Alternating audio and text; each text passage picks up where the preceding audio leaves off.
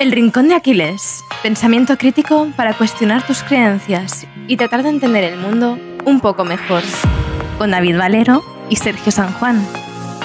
Puedes conocerles mejor en elrincondeaquiles.com. Buenas, Sergio. Antes de empezar el episodio de hoy, te voy a lanzar a ti, esa personita que nos estás escuchando ahora mismo, la siguiente pregunta. ¿Pueden estar estrechamente relacionados un ministro nazi y alguna de las técnicas que usan los medios de comunicación y los partidos políticos en sus campañas? Bien, ya tienes la respuesta, guárdatela y sigue escuchando. Empecemos.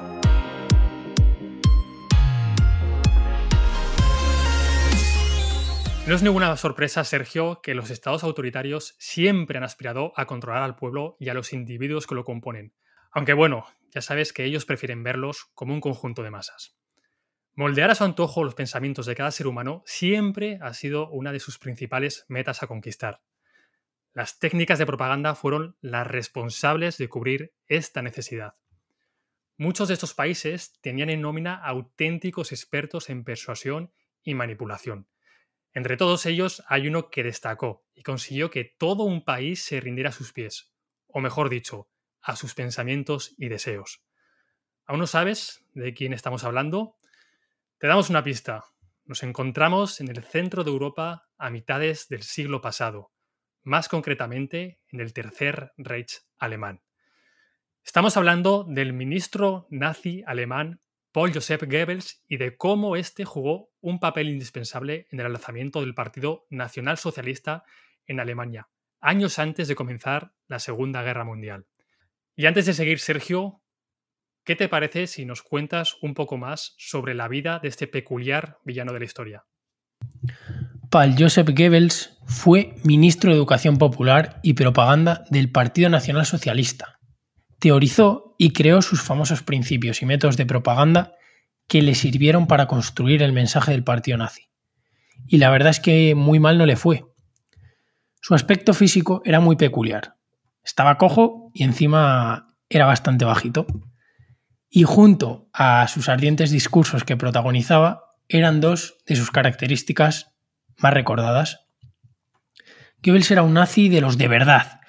Era un antisemita convencido y fue uno de los escasísimos cargos públicos que reconoció expresamente, con orgullo y todo, el genocidio del pueblo judío. Aunque este convencimiento no le impidió casarse con su mujer, Magda Goebbels, que era medio judía. Ya sabéis, la congruencia del ser humano en su máximo esplendor. La contribución de Joseph Goebbels fue un elemento clave para el ascenso al poder de Adolf Hitler, y para ello utilizó el sistema de educación, la radio, que era su medio favorito, el cine y la televisión. Además de esto, era un orador hipnótico. Se preparaba los discursos con método quirúrgico y riguroso, y era capaz de atraer a sus seguidores a un estado de éxtasis y emoción. En la siguiente cita del ministro nazi ya nos adelanta uno de sus principios propagandísticos más conocidos y nos sirve para entrar en harina, que es la simplificación. Vamos a leerla. Nunca encontrarás millones de personas que darán sus vidas por un libro. Nunca encontrarás millones de personas que darán sus vidas por un programa económico. Pero millones de personas algún día estarán listas para perecer por el Evangelio. Uno de los objetivos que Goebbels persiguió hasta su muerte, que como curiosidad fue un día después que la de Adolf Hitler, y por el camino envenenó a sus 6 hijos y se suicidó junto a su mujer, consistía en la construcción de una moral alemana, basada en los principios del régimen nazi, y este objetivo precisaba de exterminar a aquellos que fueran considerados sus enemigos. Y te estarás preguntando, ¿cómo pensaba conseguir estos objetivos tan oscuros? Pues básicamente con un despliegue propagandístico nunca visto hasta entonces en todo el país. Este despliegue propagandístico, Sergio, se puede resumir en los 11 principios de Goebbels, tan famosos hoy en día, que vamos a hacer un resumen de todos ellos a continuación, pero antes de empezar a explicar cada uno de ellos, ¿piensas que con su muerte estos principios han quedado en desdicha encerrados en un viejo baúl? Si piensas que sí, te adelantamos que estás muy equivocado. Los principios de propaganda del ministro nazi están mejor camuflados que nunca entre nosotros. Partidos políticos, movimientos sociales, medios de comunicación, todos ellos llevan impregnados en su ADN comunicativo varios de estos principios y se hacen valer de ellos para conseguir su principal objetivo: lavarte el cerebro. Y ahora, si te parece, Sergio, empecemos con estos 11 principios de propaganda que usó Joseph Goebbels para convencer a todo un país. Pues vamos con el primer principio, Sergio, principio de simplificación y del enemigo único. Una idea, un símbolo, un enemigo en común. Así se podría resumir este principio. Es necesario simplificar y desarrollar una idea única. Esta se convertirá en el núcleo de toda la comunicación. Este principio se basa en reducir cualquier tipo de complejidad que pudieran suponer los enemigos de la Alemania nazi. El propósito también era reducir a una misma caricatura a todos los enemigos y opositores de Alemania. Un enemigo en común, la fuente de todo mal en la tierra. El segundo principio es el principio del método de contagio y va muy asociado al que acabas de comentar, David. Su propósito, aparte de simplificar la realidad, es asociar una serie de atributos negativos a todos aquellos que no compartían la ideología del Reich, es decir, los enemigos del Estado. Una vez se ha diluido la sensación de que existen muchos enemigos en común, que es el principio 1, y se apunta a un solo objetivo, es hora de añadirles adjetivos humillantes para poder definir y señalar a este enemigo. Esto provoca la difusión de estereotipos totalmente sesgados, y solo hace falta esperar para que en cuestión de meses todos los alemanes piensen, por ejemplo, que todos los judíos son unos ladrones. Sigamos con el tercer principio, David. El tercer principio, Sergio, es el principio de la transposición. ¿Te suena a él y tú más? Sí, ¿verdad? Todos estamos cansados de escuchar a los políticos cómo se echan en cara los unos a los otros los mismos tipos de acusaciones. Y sálvese quien pueda. ¿Que mi partido ha robado? Pues el tuyo también, como si de esa manera se justificara de alguna forma sus actos poco loables. Funciona, y muy bien. Y esto básicamente es a lo que se refería Goebbels con el principio de la transposición. Señala a tu contrincante con la misma acusación o error que hayas podido cometer tú. Cargar sobre el adversario los propios errores. En definitiva, responder el ataque con el ataque, como afirmaba el propio ministro nazi. Con esta actitud, lo que se perseguía era distraer y desviar la atención de cualquier tipo de acusación. Vamos con el cuarto principio, David, principio de la exageración y desfiguración. ¿El enemigo ha cometido un pequeño error? Pues vamos a desdibujar totalmente su relevancia y que parezca que a ojos del resto es un gran desacierto que ha provocado resultados catastróficos. Se trata de convertir cualquier anécdota, por muy pequeña que sea, en una amenaza grave. El objetivo es sembrar el miedo, la inseguridad y la incertidumbre. Se usa el desconocimiento como arma arrojadiza. Pasemos ahora, David, al quinto principio. Principio de la vulgarización. Estad muy atentos a este principio. ¿Qué proponía Goebbels? Bueno, pues proponía rebajar tanto el nivel comunicativo que todo el mundo pudiese entender lo que tuviese que decir, en este caso, el partido nazi, hasta el menos inteligente del grupo. Se priorizaba, por encima de todo, tener un amplio alcance del mensaje para que cualquier persona del país fuese capaz de entenderlo. Por el camino, obviamente, se eliminaban cualquier tipo de matiz complejo y se difundían conceptos muy simplones que todo el mundo fuese capaz de entender. La información, Sergio, va dirigida a la masa, no al individuo. De esta forma es mucho más fácil de convencer. ¿Te suena todo esto, verdad? Cuanto más grande sea la masa a convencer, más pequeño ha de ser el esfuerzo mental a realizar. Todos sabemos que la capacidad receptiva de la masa es limitada y su comprensión además es escasa. Encima, tienen gran poder para olvidar. Sigamos. Pasemos al sexto principio, el principio de orquestación. Repite una mentira 1000 veces y se convertirá en verdad. Usa diferentes prismas y perspectivas. No importa.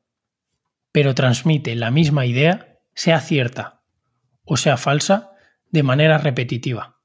Goebbels tenía una frase que lo resumía a la perfección. Miente, miente, miente que algo quedará. Cuanto más grande sea una mentira, más gente la creerá.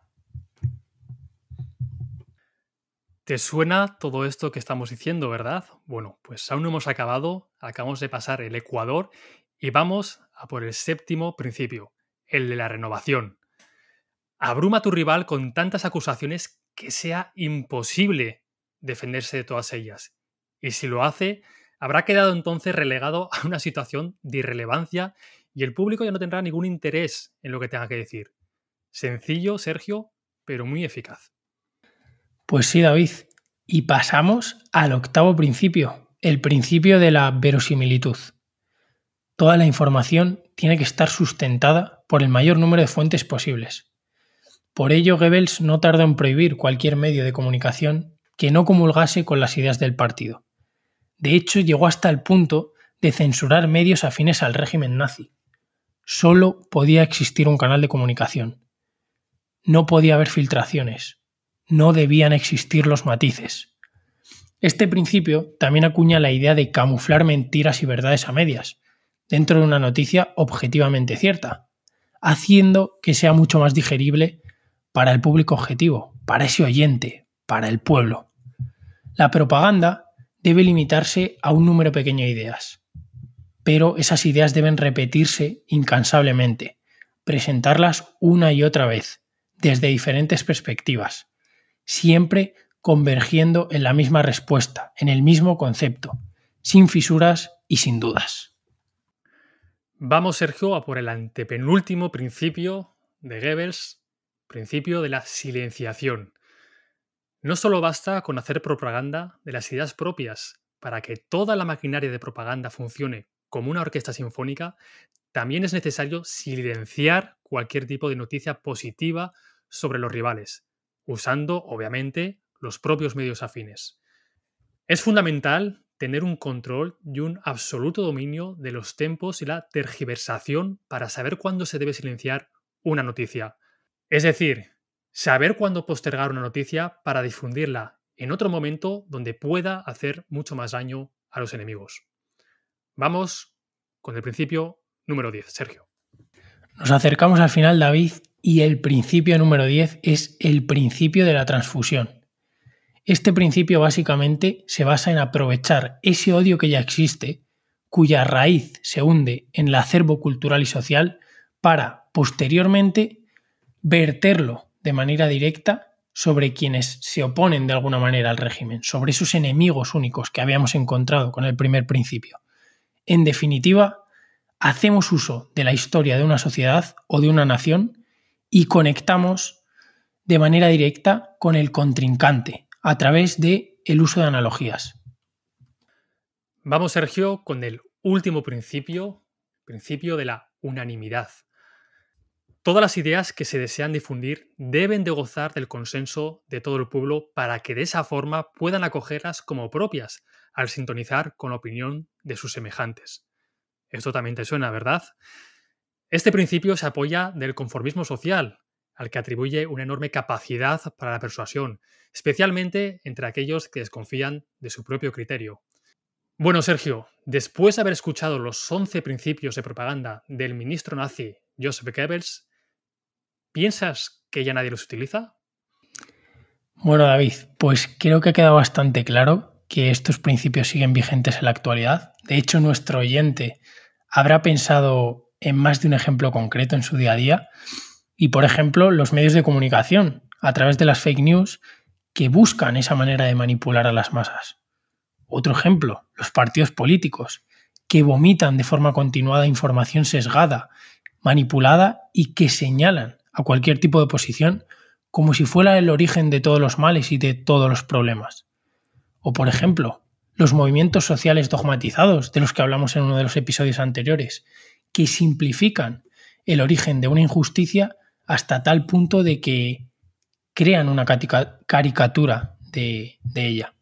¿Y tú? ¿Piensas que no te habrías dejado convencer por las bondades de la Alemania nazi bajo el paraguas de la genial propaganda de Joseph Goebbels?